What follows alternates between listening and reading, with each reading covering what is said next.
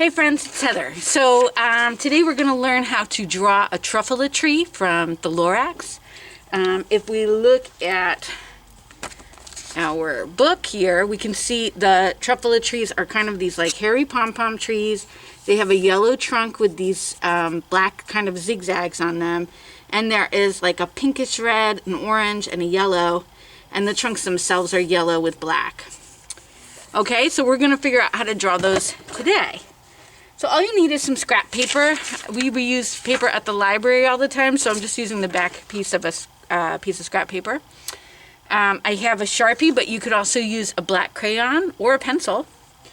And then I have orange, green, and yellow, and I have some other colors here in my crayon box.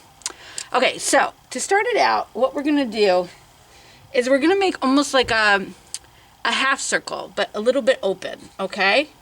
So we're going to do a half circle, and then we're going to start in the middle of the half circle before it to try and go around. See, it almost looks like a comma, right? Almost like a pinwheel or a comma, or even like a, I don't know, a saw blade. So you can try making yours very curvy or very more liney.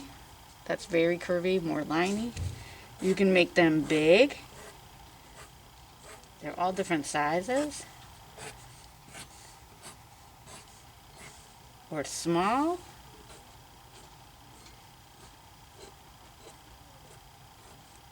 Right? And if you don't really think it looks hairy enough, or truffula-y enough, you could just add in some more. And now for the trunks, we're just going to make a line that sort of curves all the way down. It doesn't have to be straight. And then we're going to take our next one. We're going to start narrow at the top, very close to the other line at the top. And then you can gradually bring it down so it's a little fatter at the bottom. But you could also do it just a line, right? Because they're all different. And that's the cool thing about Dr. Seuss, right? Is that everything's like a little bit wonky. So your stuff can be wonky too. We'll pretend that this guy's right up front, so we'll get him all the way to the bottom. Okay, so now what we want to do is, remember we saw on our Truffula tree trunks those kind of stripes, but they're like a little bit zigzaggy. So if we make an M and an M and an M, so 3 M's on top of each other, does that look like a zigzag? Like that, same thing? Right? That M has like a little bit more. Right? M, M, M. You can also just kind of scribble it in. That's fine. You know me, I'm a librarian. I like to bring the alphabet into things.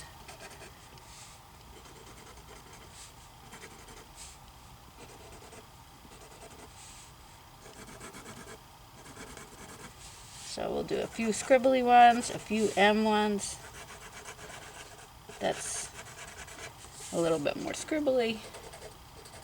And we want to do that on every single one of our trunks.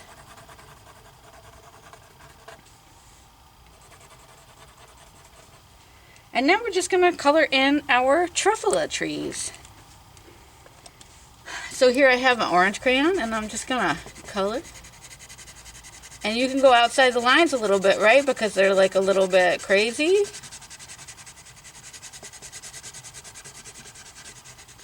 Yeah, looks good. And then I have yellow for the trunks.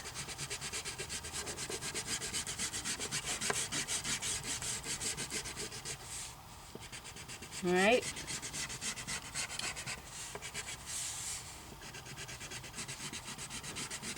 The thing I think that I love about the Lorax story is at the end, when the Onceler gives the reader a Truffula seed, right?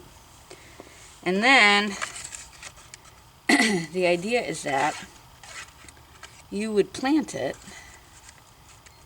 and make things amazing again, right? Give it some water and some clean air. And that truffula tree would make a seed for another truffula tree. Here I'm just going around and around and around. I'll do one in a bright green.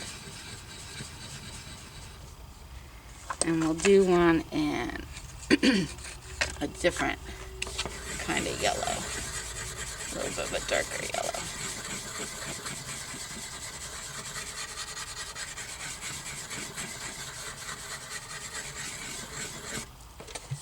All right, and then you could also put in some green grass and some blue sky and some clouds and maybe some barbaloots and some humming fish, right? The barbaloots are little bears and the humming fish.